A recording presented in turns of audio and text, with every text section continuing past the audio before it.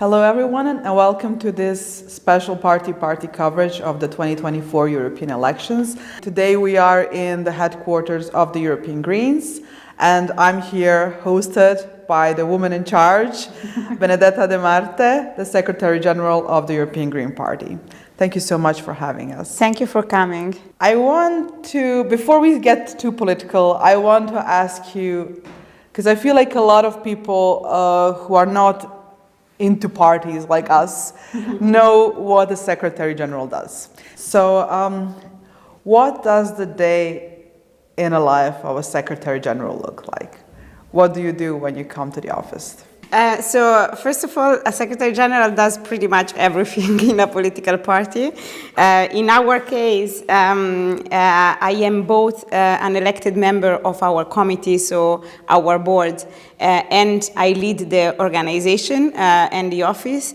So I have a very multiplicity of things to do in this office, and I'm also responsible for the relations with the member parties, the relations with the other European political parties in this time of campaigning, obviously with our leading candidates, with our partners. So my day doesn't look the same ever. Like, there is not one single day since I started my mandate that looks similar to one another. I travel a lot, which is, of course, a very joyful part of my job, because I think what I love the most is to visit our member parties and to have this opportunity to have exchanges with them. But then, of course, I'm also a lot in the office, coordinating the work, the organizational aspects, the communication, and so on.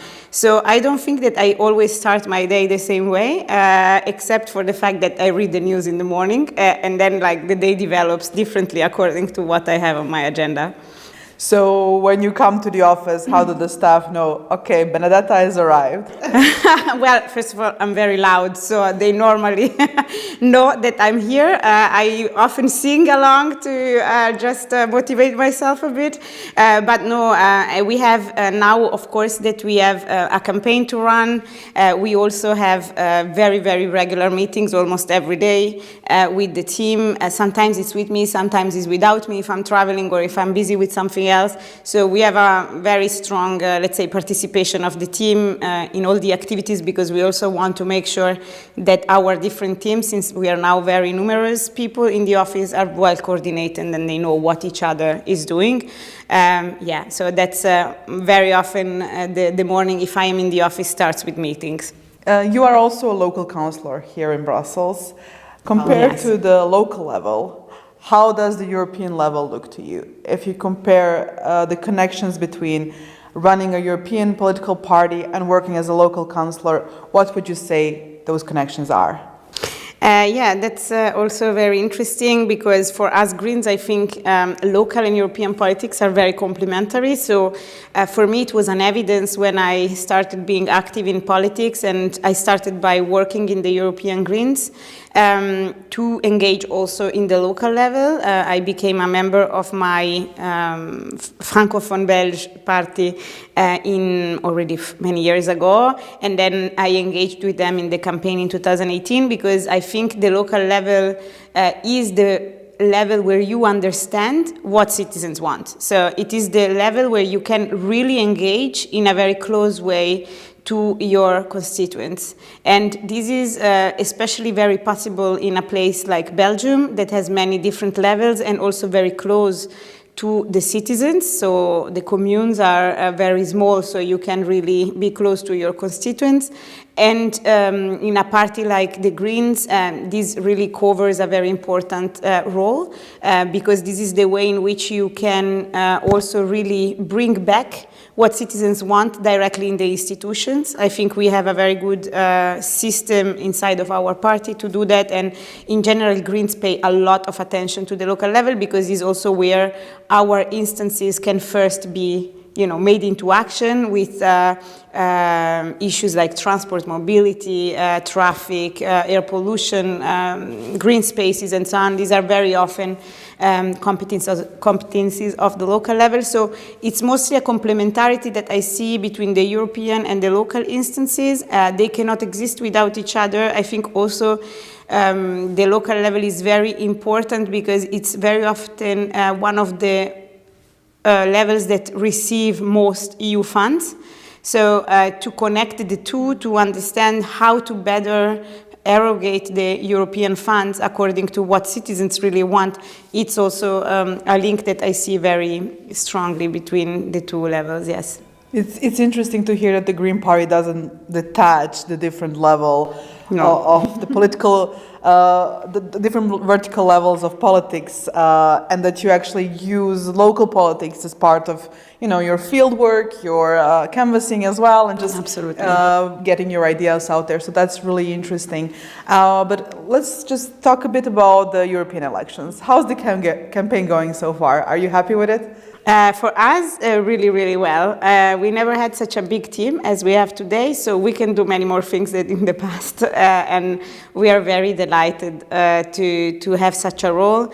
Also, I think our parties acknowledge our role more and more as European political party, so that's really interesting. Of course, as such, the campaign has just started at the national level. We are working on it since a very long time, so it's finally the realization of what we have been striving for already in the last 1.5, 2 years. So from our perspective, it's going well. Politically, there are many things to say, but maybe we're going to dive into this a bit later. But yeah, the European sphere is not super present now. Not only, I think the European themes are very, very present, but we see, unfortunately, a reluctancy from other political forces to engage with the European sphere of this campaign, with the common campaign. It was very hard for other parties to kind of come to a common agreement that we should have leading candidates in these elections. We finally do have them, but not all of them are kind of indicating the same level of importance that they give to the process as the Greens did. We as Greens took already an executive decision with all the leaders of our member parties in 2023, in March 23, that we wanted to put forward Spitzenkandidat for the European Commission presidency. So for us, this is a major, let's say, political point, because we consider the Spitzenkandidat process a major political step towards transnational democracy. But we see that the level of engagement of the other political families has been a little bit more slow, and there has been more reluctancy. Now we finally see that others are engaging as well, and we hope it will continue during the campaign. I think an important part of that initiative is also to bring European politics a bit closer to the people in the member states, to make it more personal. Because when we talk a lot to people on the ground, like regular citizens, and we also coming from a non-EU country, Brussels and Europe is perceived as this, governing body, this bubble of people who are completely detached from things on the ground. I feel like a lot of the campaign has been transferred to the digital space, and obviously because of that, we see a lot of misinformation and disinformation circling the digital space as well. And we've seen also a lot of that happening with the policies that you kind of champion. There's a lot of backlash against green policies. So how do you deal with that? What is the solution to overcoming that? Yes, first of all, I agree with you on the analysis that there is often a detachment from the citizens towards the European institution and a misunderstanding. And this is very often due to, I think, multiple factors. The first one is that national governments have an interest that this remains like this, because it's very easy to scapegoating the European institutions for a lot of decisions that they need to take, but they don't want their citizens to know that have been taken by them. So these disconnections, to a certain extent, is not something that just happened by mistake, or it's not just because indeed there is a lot of distance between the European institutions and the citizens, considering that the European institutions are mostly in Brussels and the citizens are everywhere in Europe. It's not only because of this, it's also because there is a clear interest in weakening the link between the citizens and the European institutions. There is, of course, also a certain responsibility from the European institutions themselves, but I think there is also really missing links that are due to the fact that, for example, institutions like ours, European political parties, we are born to represent the voice of European citizens. This is in our statute according to the EU regulations, and also to make sure that we amplify the European messages in the member countries and in our parties. But the problem is that we are often, even us, being probably the most pro-European political party and the one that really invests all his energies and all its resources into this mission, we are not having an easy task, because the authorities make it very difficult for us to do our job. So we are on one hand supposed to really represent the citizens' interest, but on the other hand, nobody can vote for us. So we don't have transnational lists, which for us is the achievement of, or it will be the first step to really consider that there is a European sphere that people can choose their representatives directly from. And we have been advocating for this for years, ages, I would say, as Greens. We were not alone, because the European Parliament in this mandate found a majority for implementing transnational lists, which unfortunately was then killed by the council, so national governments, once again. And we will continue to advocate for this, because our ultimate goal to accomplish our mission as European political parties is really to have our logos on the ballot, so that citizens can directly vote for us, they can vote for our ideas, they can vote for our politicians. Of course, initially we want this to be for a small number of seats, because we want to try to pioneer this idea first, and then ideally we would like to have a European Parliament in the long term that elects all of its representatives in this way. Of course, this in a time where far-right and Eurosceptic forces are more and more visible, I would say, becomes harder. So this is why, one of the many reasons why for us these European elections in 24 are crucial to kind of keep on pushing our pro-European agenda. Talking about Euroscepticism, and you are championing, obviously, green politics, you are championing sustainable policies, we are championing inequality and other, like typical green agendas, so to say. But there has been some backlash when it comes to that, and we've been witnessing that for the past months, escalating, because there's a lot of polarization narratives around Europe. But a lot of that has to do with misinformation as well. So how do you see political parties tackling misinformation and tackling this polarization? Can we get together and talk things out? Yes, indeed, you touched upon something that is very, very dear to our heart, because also, I have to say, Greens, unfortunately, are in the political spectrum among the biggest victims of disinformation, or green ideas are.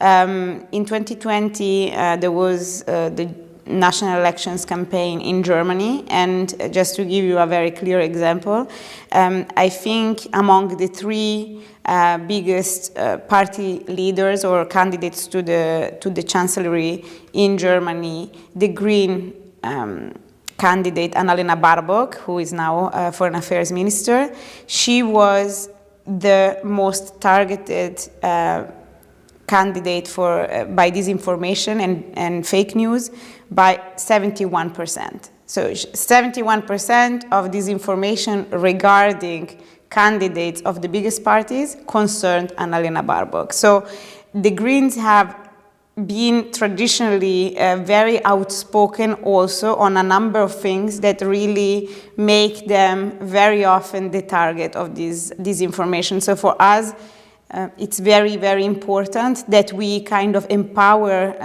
the European institutions, but also the national governments with the tools that allow to pursue misinformation, but also that we hold the online platform accountable, for example, for the content they publish. We are very much looking forward to have the DSA implemented, and also the Media Freedom Act. Unfortunately, it will not be for these European elections, which is a pity because it's a lost opportunity to show also that disinformation can be tackled, but we're very much looking forward that this happens soon. On our end, already before this code of conduct for European political parties by Vice President Jourova was initiated, we had set for ourselves a number of internal rules, especially when it comes to the usage that we do of new technologies as artificial intelligence and, of course, our behavior or our campaigning strategy on social media platforms and so on. So when this code of conduct was initiated by the Vice President, we were very ready to embrace it, and so we did. And we hope that also all other political parties will, respect it. Unfortunately, there is one far right, the Identity and Democracy Party, that didn't sign it. So we have some doubts on whether they agree on the same principles, but we hope that everyone else at least will stick to this, and also if Identity and Democracy will not, that they are tackled by some sanctions as well. When it comes to how to fight, of course, this, let's say, polarization that you mentioned earlier, which it is often caused by disinformation, but also has, of course, a multiplicity of other reasons. I think we, as Greens, have always been a very constructive political force, including in the European Parliament. We have not been in majority in this mandate, but we have been really always open to make constructive opposition inside of the House, and then ended up voting a lot of text that we have been able to amend and change. So this is a bit the attitude in which the Greens approach politics in general, and this is what we do also at national level. We are never, let's say, escaping from, for example, taking government responsibility when we can, because we want to really change Europe and its countries and its local politics, everything. So we don't want to just contribute to this cacophony of voices. Of course, on the other hand, living in a polarized political context also imposes you to be straight on what you stand for. So making compromises with certain political forces, for example, is not what we are going to do in the next European elections. But we try to do all of this with a constructive tone of voice, and also we try to contribute to having exchanges with our citizens that are on the basis of topical policies and so on, instead than just propaganda, let's say. So being values-based but also constructive is kind of your approach. And you mentioned this cacophonia, and I feel like it's the loudest one in the digital space, because a lot of the democratic processes have been transferred to the digital space. And speaking of the digital space, and because the digital space is so evolving, every day something is changing, obviously parties have to be innovative as well. So when you think about democratic innovation, what do you see the role of the parties to be in that sense? What can be better? Continue working in the digital space, creating innovations, or would you feel like we also need to get back a bit more on the ground, create some more human touch? And is it possible in this day and age to create more human touch when it's really easier to just, go online and check things out? Yeah, we need to do both. That's my answer. And we need money to do that. No, we need resources to do that. So it's important that parties keep on being funded adequately, because they are an important part of European democracy. No, absolutely. I am an advocate of innovation in politics, and innovation also online. The European Greens have a history of this in the sense that already in 2014, when the European elections had for the first time leading candidates process, we elected our leading candidates with a open primary. So not only among our members, but to every European citizens. It was an experiment that was really very engaging. And then we never stopped, let's say, this innovation row. And in 2019, we built our petition platform for citizens to create like a wider movement of citizens. And now in 2024, we went one step further and we decided that one of the priorities we are going to stand for in these European elections is going to be decided by our participatory process that is open absolutely to everyone. We are going to have, I think, the result proclaimed in our rally on 3rd of May. No, I'm pretty sure that's how it is. So we will see what citizens have chosen to have as 12 priorities of the European Greens. So we think that engagement online and online mobilization, especially for European political parties that obviously have the mission to speak to the whole European civil society, so to a very wide audience, it's essential. By the way, almost all of our campaign, it's a digital campaign. We do a few events, and of course we have a tour of our leading candidates, but the rest is really in the digital sphere that it happens, because we believe this is also where a lot of young people are, and we know that the young people are the most demobilized for these upcoming European elections. So it's our duty to go and speak to them. We appreciate also that the European institutions are doing a lot this time also in this direction to get out the vote, especially of young people. But as I was saying earlier, if on one hand this engagement online is absolutely crucial, also, for example, volunteers, really community organizing can be very powerful. On the other hand, in order to fight, on one hand, this polarization we were talking about, but also to increase the awareness of citizens towards what is the role of European political parties, offline engagement is essential. So for us, these are absolutely complementary aspects. I am personally a big fan of canvassing and doing campaign really on the ground. And this is also what we try to, let's say, develop as strategies with our national parties to make sure that they all have the tools that can be helpful for them to innovate both online and offline. It's quite refreshing to talk to parties like yours that are opening up in this time where, because of certain security threats, a lot of people are like shutting down and closing down. But to be fair, it's not only up to the parties to mobilize and get out the vote. You mentioned that the EU institutions are doing something, but I want to ask you in terms of what can we as media do? What can our readers do to help raise awareness of the importance of voting on the European election? What do you see the role of media like PartyParty in mobilizing people to vote in the European election and promoting political parties in general? Do you think we could do more, and how can we help parties get people out to vote? Yeah, so this is two questions in one. So I will try to answer to the first, and then if I don't remember the second, you will tell me. So the first, what can media do? I think media can do a lot. They have a big responsibility in this time because there is, as we said earlier, a bigger and bigger cacophony, but also there is a lot of voices that, to be honest, in my opinion, would not deserve to be amplified as much as they are. And I am talking about the voices of the far right, often holding very, very problematic discourses and having very problematic hate speech.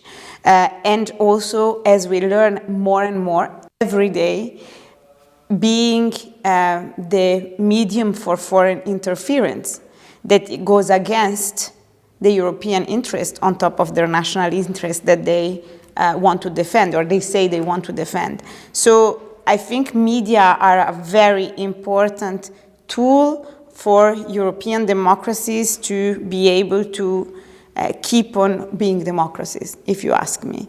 And I'm not saying that media should limit the freedom of expression, but they should not be neutral in deciding whether or not a certain type of discourse and hate speech needs to be amplified as much as we see today, just to increase the readership. So I am a very strong advocate of this. I'm also active in the Belgian sphere, where there is a strong cordon sanitaire from the media against the far right, especially the racist and homophobic and anti-European far right, and this has worked also politically to kind of keep them less active in the rest of the political spectrum. So I'm a big advocate for this. I know that there is a very big debate around this, but I think we, as a political party, have a quite strong position on the fact that also there should be limits to what can be amplified when it comes to discourses that are, for example, neo-fascist, or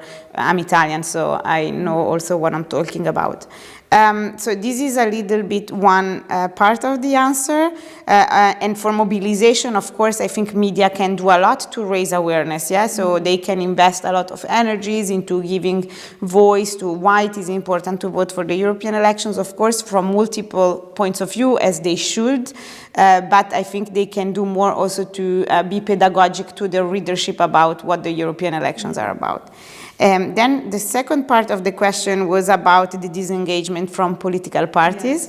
Yes. And on one hand, I feel that I would like to partially challenge your reading of the situation, in the sense that we've just seen since the beginning of the year, for example, among Greens in Germany and in the Netherlands, a surge of membership of around 10,000 new members per party since January, because of the polarization of the political spectrum, and the Greens being seen as also a political force that can be very alternative to the current very negative trends and very gloomy trends. I think they can attract also a lot of people who want to get involved, but they don't know how exactly. But it's true that in general the popularity of political engagement has been going down. This is not only a problem of political parties, it's in general a problem of, I think, a lot of the institutions that used to, let's say, regulate the society life. We live in a society that is more and more atomized, so also other bigger institutions that before had a certain, let's say, influence on their own members, like trade unions or churches and so on, we see that there is less and less influence that they have exerts on the society. So it's not only a political party problem, and on the other hand, we see that there is an incredible amount of activism in other spheres that are not party political. And we see it, of course, in the climate movement, but also in other spheres like the ones for women rights and reproductive rights, or LGBTIQ rights, but also social movements and so on. So we see that there is a thirst, especially from younger generations, to be engaged at some level, and I think for us as political parties, we have a responsibility to capture that interest towards things that we stand for as well, without wanting to own it, but without also escaping from talking to the people that are engaged. And this is something that, as European Green Party, from the point of view that we can, of course, we have been also trying to push a lot. So for years now, for several years now, we had a project that is called, for example, European Ideas Lab, which is an event that we hold either, let's say, at European level, or we try to do it more regional, to have politicians meet both civil society and activists and everyone who is engaged on the same causes that we are. But also, for example, in building up our manifesto for the European elections, we have involved more than 150 organizations. We had a 1-year-long process that led to have the most in-depth manifesto we have ever had, of course with our member parties as well, but also with this civil society engagement. And another point that for me is important and where I think the Greens are quite strong on, but of course they can always become stronger, is representativity. Of course, in a diverse society, you need to have a representation of more diverse public and diverse layers and diverse interests. So this is something that political parties, I think, sometimes lag behind with, and we, I think, as Greens, pioneered at least a couple of things when it comes to, for example, gender representation or youth representation. We have very strict rules also on how we want to represent parts of the society, but we can do even more and speak to more people and convince them to try to feel represented in our homes. Yeah, speaking of representation, I want to address the elephant in the room, which is quite important to me also personally, that I'm talking to a woman in this kind of leadership position, which unfortunately is not very often the case. Yeah. You are a woman in a position of a Secretary General, and this is something we don't see often. What would you tell to young girls aspiring to be in such leadership position, what they should do to get there? And the second question I have for you is, what do you love the most about your job? Yes, indeed. I always like to strengthen the point and highlight the point that in the European sphere and for European political parties, I'm the only female Secretary General, and I think this is a shame, if you ask me, because we have 10 political parties in Europe, and I'm the only one who is led, and ours is the only one who is led by a woman. So I'm telling this all the time to my colleagues, especially in pro-European and democratic parties, that they should really act upon this for the future so that in the next mandate there is more of us. The Greens really favor female leadership, so I think this is really something that we have in our DNA, that we have in a lot of parties, and including the European Green Party, to have co-leadership, which is something that really favors the emergency of female leadership, and so it's a structural issue that parties need to address if they want to change. You cannot just work on the basis of like putting one person here and there to make sure that you look diverse. You need to address it from the roots.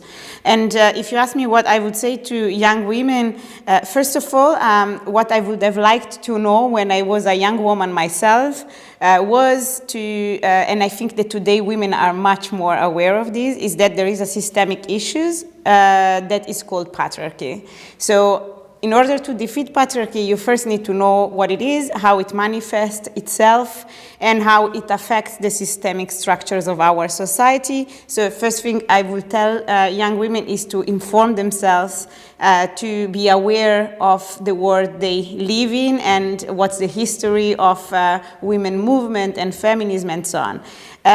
Because only by knowledge you understand the society better and you can fight against the systemic issue. The second thing I would like to tell them is that indeed what patriarchy wants is that women do not feel entitled to get the certain position or a certain job or a certain representativity in the society. And I think this is often led to women thinking that they are not entitled. So my suggestion would be to feel entitled to run for any position, be it school representative or spokesperson of a movement or local councillor. Do not ever think that you are not enough as a woman to be representing other people. You are, it's just that the society and the system is not ready yet to make you feel entitled since your young age. So for me, this has been an awareness that I got quite late in my life, and I got, thanks to my political engagement, that's where I got educated also as a feminist, I think, although I had the roots of the thoughts in my early years as well, but it's only now also being confronted with the inequality in the society and in the professional world especially that I realized the full discrepancy that there is between also very often the discourse around gender equality and the practice still in the society. And what is, do I like the most about my job? I like everything. I think I'm a very lucky person. I have one of the best jobs I think you can have if you are very green and very pro-European. But I first and foremost like to work with a very diverse team. We have around 22 nationalities in our office and a very wide range of professional experiences from all over the place, a lot of motivated young people. So this really keeps me going every morning, I would say, of my life. And then the second is really the diversity also of our parties, the opportunity that I have to get to know this incredible also national context in which our parties are included in, to travel and to work with, in my board, in my committee, representatives of many of these parties and have this political enrichment that comes from the fact of being in such a multicultural environment. Benedetta, thank you so much for this fun conversation. Thank you. I hope that your campaign will go as expected and that the Greens will continue to be a strong force in European politics and in the national politics as well. So good luck with the rest of the days, and let's talk after the elections. For sure. Thank you very much.